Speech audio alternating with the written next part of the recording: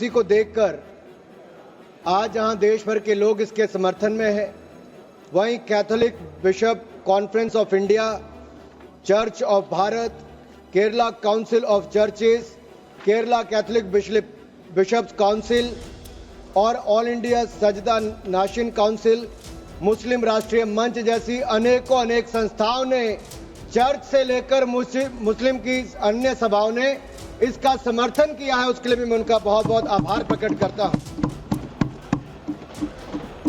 माननीय सभापति जी,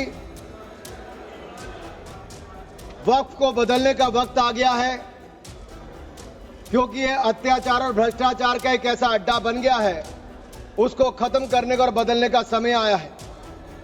भारत को वक्फ के खौफ से आजादी चाहिए, क्योंकि यहां पर ये जो पहले कांग्रेस के जमाने में बना वक्फ का कानून है, वह उसका मतलब तो यही था, खाता ना वही जो वक्फ कहे वही सही। यानी कि जहां पे कह दिया वक्फ की जमीन है, वो फिर वक्फ की जमीन हो गई। वो जिम्मेदारी उनकी नहीं है कहने की, बताने की कि ये कैसे उनकी जमीन है, लेकिन जिसकी चले गई वो बेचारा दर दर भटकता है और उसको इंसाफ भी नहीं मिलता है। मैं इसके बारे में विस्तार में बताऊंगा, लेकिन आज एक बार फिर कांग्रेस देश को और देश में भ्रम फैलाने का प्रयास कर रही है। एक और तो वो हाथ में एक लाल सी किताब लेकर चलते हैं जो कहने के लिए संविधान है, लेकिन संविधान नहीं है। अगर संविधान की आप इस कॉपी को देखेंगे तो आपको एहसास होगा कि बाबा साहब अंबेडकर का सपना था कि एक देश में तो एक ही संविधान रहेगा। आपने एक देश में दो विधान बनाने का काम किया है।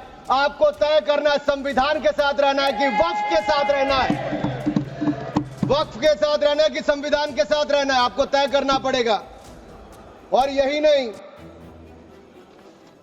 और जो लोग बड़ी बड़ी बातें यहां पे कर रहे थे, उनको यही कहना चाहता हूं, ये हिंदुस्तान है, पाकिस्तान या तालिबान नहीं।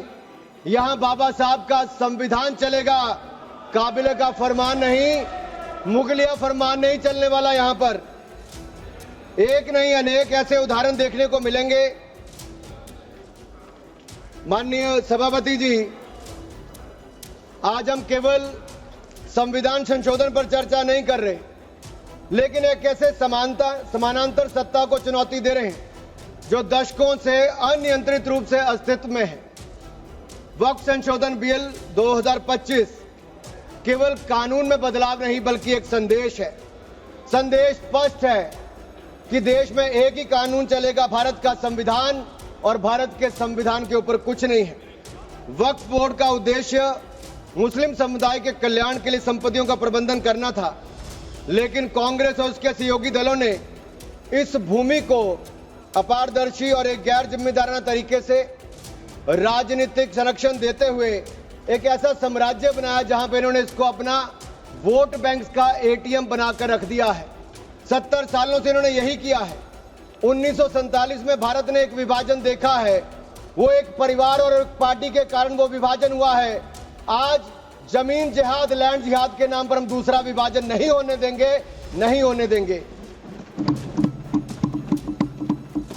दुनिया की तमाम बड़ी खबरों से जुड़े रहने के लिए लाइक करें, सब्सक्राइब करें यूट्यूब पर सच को हिंदी चैनल और बेल आइकन दबाकर पाएं लेटेस्ट अपडेट सबसे पहले।